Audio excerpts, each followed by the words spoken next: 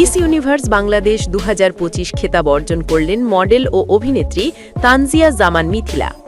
এ নিয়ে দ্বিতীয়বারের মতো মিস ইউনিভার্স বাংলাদেশের মুকুট করলেন তিনি। আপনাদের দোয়ায় এবং অবশ্যই আমি স্বপ্ন দেখেছি, এই জন্য এসেছি। আমার খুব বৃহস্পতিবার 18 সেপ্টেম্বর রাতে রাজধানীর তেজগাঁওয়ের আলোকি গ্রিন হাউসে আয়োজিত বর্ণিল অনুষ্ঠানে এবারের আসরের বিজয়ী হিসেবে ঘোষণা করা হয় মিথিলার নাম।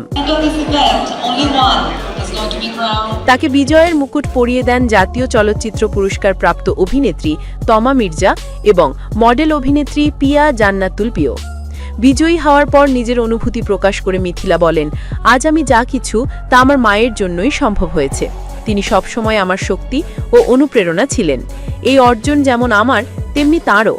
সুন্দরী প্রতিযোগিতায় এ সাফল্য অর্জনের পর মিথিলা প্রতিনিধিত্ব করবেন ৭৪তম মিস ইউনিভার্স প্রতিযোগিতায়।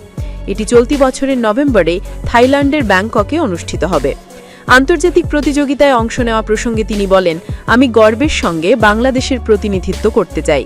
মর্যাদা, সাহস ও সম্মানের সঙ্গে দেশের সুনাম রক্ষার সর্বোচ্চ চেষ্টা করব। প্রসঙ্গত, চলতি বছর মিস ইউনিভার্স বাংলাদেশ খেতাব জয়ের আগে 2020 সালেও মিস ইউনিভার্স বাংলাদেশ খেতাব জিতেছিলেন মিথিলা। তবে সে বছর করোনা পরিস্থিতির কারণে আন্তর্জাতিক মঞ্চে অংশ নিতে পারেননি তিনি।